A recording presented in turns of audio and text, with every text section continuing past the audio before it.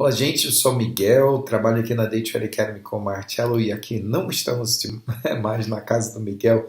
Estou de viagem, estou em la ciudad de Bogotá, distrito capital de Colômbia, rumo a Brasil, né? Chegamos em Brasil amanhã, mas eu não queria deixar de dar para você esta retrospectiva dos eventos econômicos desta semana passada. Pouco diferente o vídeo, esta vez não é de tão boa resolução, mas a gente está de volta em casa semana que vem. Então aguente aí, vamos lá com esta retrospectiva. Vamos?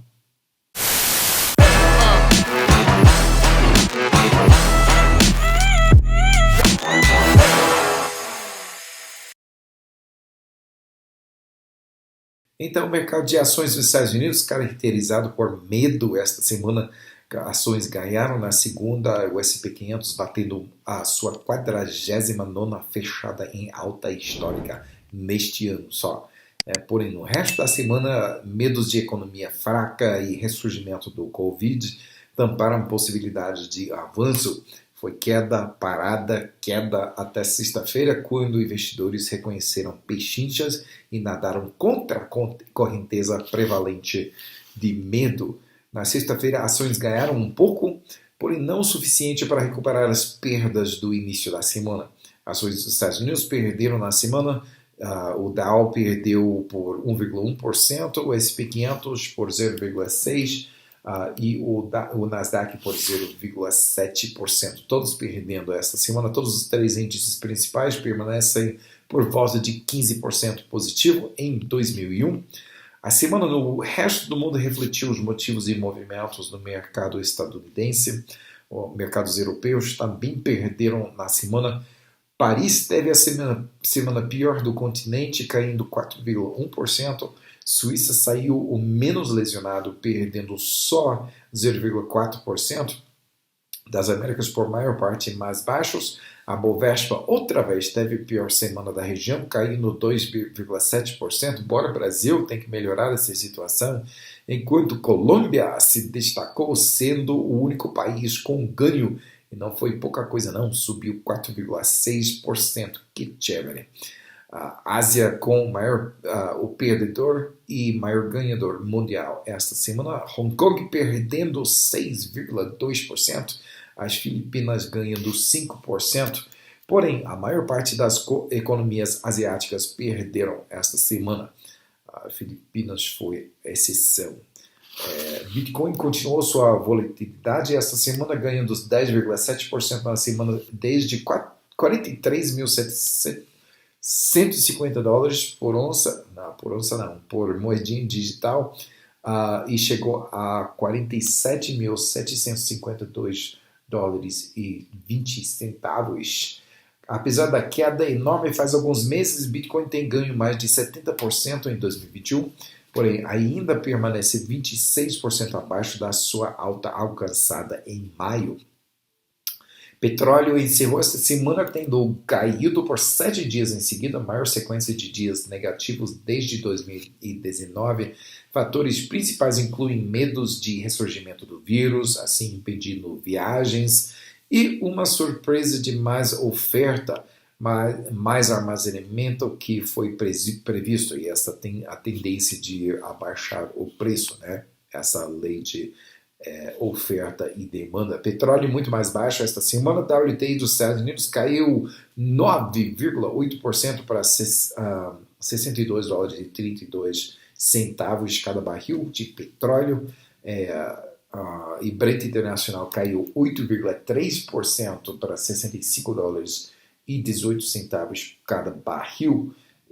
Tomara que logo, eu digo amém, e que continuar a cair, né? Pois somos nós que sentimos principalmente no posto de gasolina e os preços altos de frete, quase tudo movido por petróleo, né? E inevitavelmente aumentam os preços dos produtos que consumimos. Tá aí a inflação, né?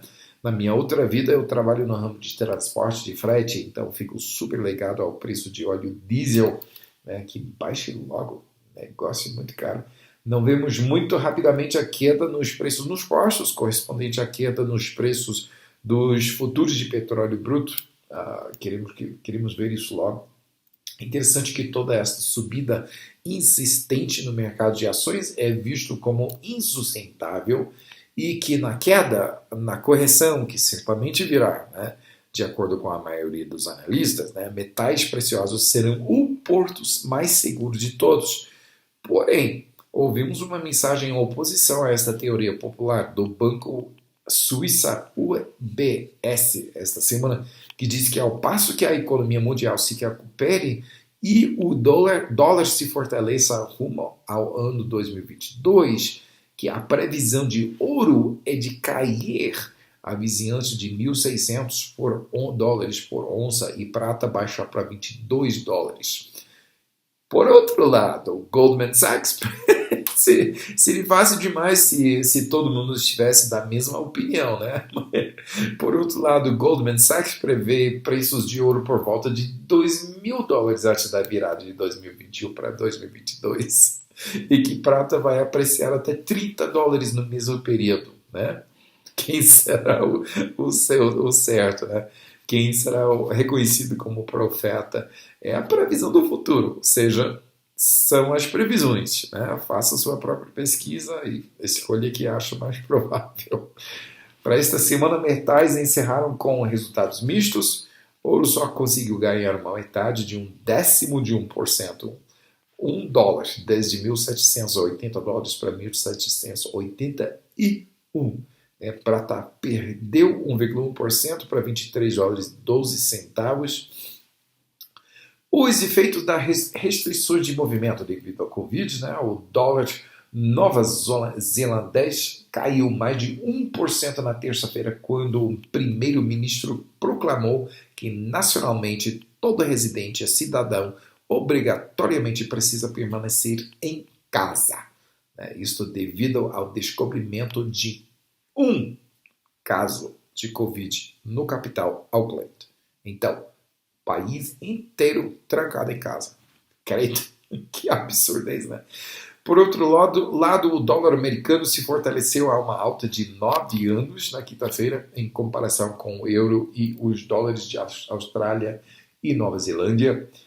Isso devido à divulgação pela Reserva Federal que ia logo começar a frear o ritmo de estímulo, né? Isto é, diluição do dólar.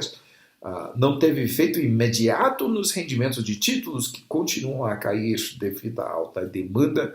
Isto em resposta à queda geral no mercado de ações. Lógico que pessoas estão buscando um porto seguro e buscam tanto em metais preciosos, mas não vimos isso muito essa semana, mas as pessoas estão buscando em títulos, né, principalmente títulos da Tesouraria dos Estados Unidos. E na sexta-feira começamos a ver um reverso e até uma subida leve nos rendimentos, porém foi pouca coisa, tarde demais para evitar que a semana fosse negativa para rendimentos, pelo menos de longo prazo. Né? De 20 anos caiu 4 pontos base e de 30 anos caiu 6 pontos base, isso para encerrar a semana em 1,87%.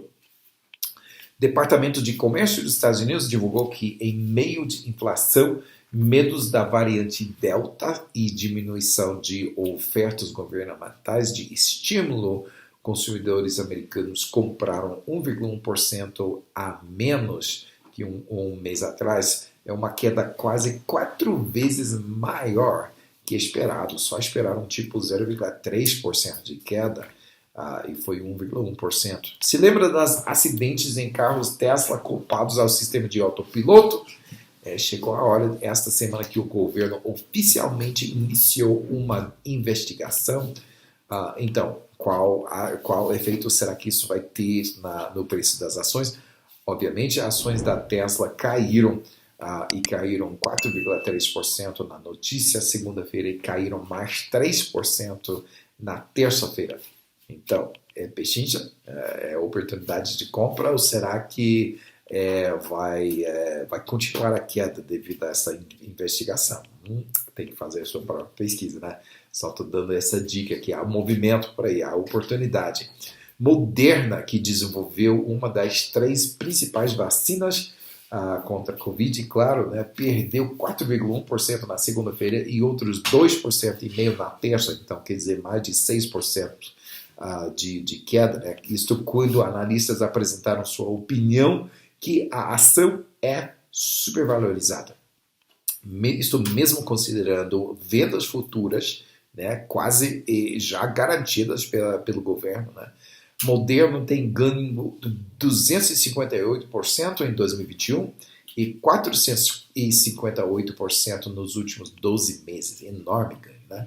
Depois da queda de um pouco mais de 6,5%, a trajetória se reverteu e Moderna ganhou 7,5%.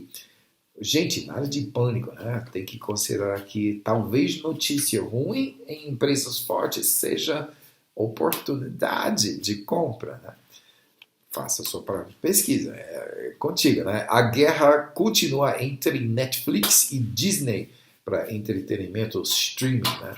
Netflix ganhou 4,2% essa semana quando foi divulgado que seus assinantes e utilização estão crescendo mais rapidamente que da Disney. Shares de Netflix cresceram mais de 4,18%, né? Então, com certeza mais que Disney. Robinhood, novo estilo de broker para consumidor comum, passou por uma queda de 10,3% na quinta-feira. Isto chegou a cair ao seu menor preço desde sua OPI, faz 3 semanas. Receita da Robinhood mais que dobrou no segundo trimestre. Então, por que o preço está caindo? A maior parte deste crescimento absurdo foi devido à negociação da criptomoeda Dogecoin, né, na sua plataforma. Quer dizer, receita das transações desta criptomoeda aumentaram mais de 45 vezes em comparação com um ano atrás. Incrível isso, né? E estas transações de criptomoeda responderam por 52% da receita total proveniente de taxas em transações, que é a maneira principal de Robinhood realmente ganhar o seu lucro. Legal, né? Então, parece que muito dinheiro está chegando, mas quem vive pela espada também morre pela espada, né? Crescimento absurdo, porque este ramo de cripto é tão volátil, pode se perder tão rapidamente quanto se ganha, né? E foi justamente isto que aconteceu. Cuidado por aí, gente. Na terça-feira, Google levou multa do governo russo porque Google não apagou conteúdo banido no país. Essa multa foi de 4 milhões de rublos. Parece muita coisa, mas é só equivalente a tipo um quarto de 1 milhão de reais, né? Que é muita coisa para mim, né? E para você, que sem dúvida, mas para Google não é nada, é nem moedinha no bolso. Porém, destaca a dificuldade de uma empresa americana de mídia fundada no princípio de livre acesso a qualquer conteúdo e de fato facilitar a busca de qualquer coisa que seja, operar em países de outra filosofia, que banem conteúdos de que não gostem, né? Aliás, Google deve ter bastante prática nisso, pois já está banindo informações opostas à sua política interna nos Estados Unidos. Não se deve reclamar desta multa, né? Deve pagar com alegria, sendo que é assim que opera nos Estados Unidos, país de expressão livre, né? Para vocês que seguem os movimentos do gênio de investimento Warren Buffett, sua empresa Berkshire Hathaway ou reduziu ou eliminou suas posições em várias empresas farmacêuticas. Interessante isso. Inclusive Biogen, AbbVie, Bristol Myers Squibb e Merck. Né? Então, talvez você queira seguir nos passos desse gênio Warren Buffett. Né? De novo, faça a sua própria pesquisa. Né? Você gosta da linha aérea alemã Lufthansa? Né? Uma das antigas, mais conhecidas, acho que vai continuar e crescer. Então, talvez agora seja a hora de comprar. Por quê? Porque na segunda-feira o governo alemão divulgou vai logo vender pelo menos uma parte, até um quarto da sua posição. Sabia que o governo alemão teve posição em Lufthansa? Sim, foi adquirida para ser um bailout, né? Um resgate no início do Covid, quando ninguém estava voando, né? E o governo decidiu, olha, Linha aérea é empresa essencial à economia, nós precisamos garantir que realmente sobreviva. Pois é, o governo possui umas 20% das ações da Lufthansa. Talvez agora seja a sua oportunidade de compra, né?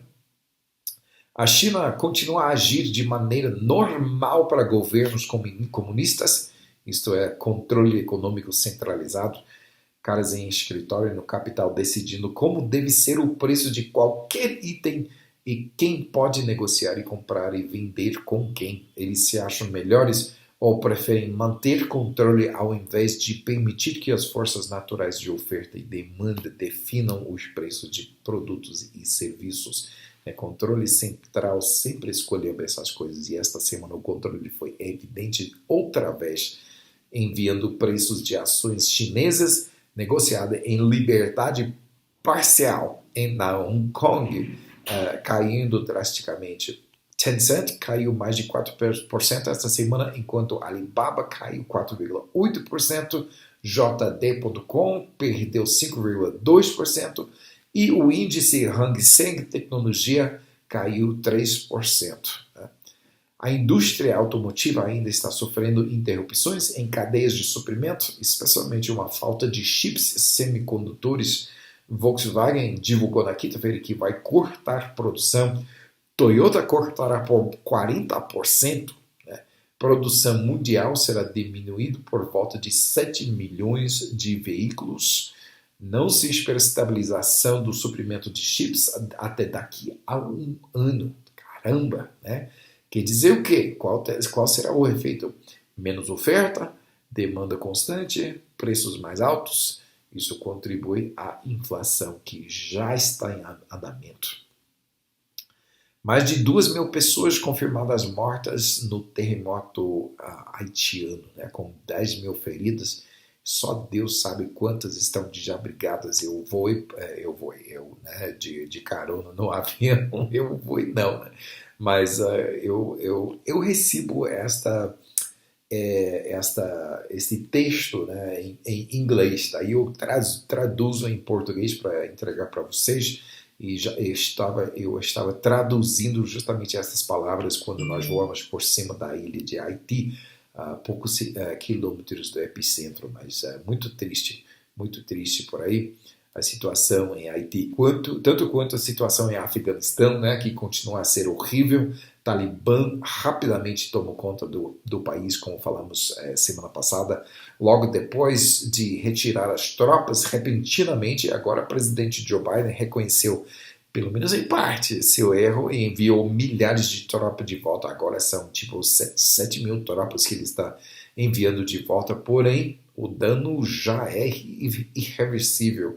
O povo afegão não quer que o Talibã os governe, estão matando pessoas, principalmente cristãos, e quem for que ajudou os americanos, intérpretes, suas famílias, tudo isso. E inscrutável como esta retirada poderia ser planejada de maneira pior. Como sempre falou o Boris, isto é uma vergonha, né? Agora imagine como Taiwan se sente agora. Os Estados Unidos vai nos defender se China tenta se apoderar da nossa ilha? Acho que não, né? Depende de quem é presidente no momento. Será que China vê agora os Estados Unidos como forte ou fraco?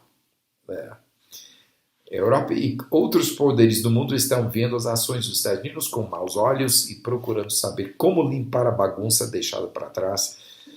Enquanto isso, Reino Unido, por outro lado da história, né? Reino Unido, Alemanha, França, 3 dos principais signatários do tratado nuclear com o Irã, só esta semana expressaram seus medos que talvez Irã não esteja cumprindo o seu lado desse tratado nuclear. Quem poderia ter previsto isso? Está de fato produzindo material nuclear para armas nucleares? Como pode ser? Irã desonesta? Irã com motivos talvez um pouco malvados? É sério que só agora que caiu a ficha para vocês?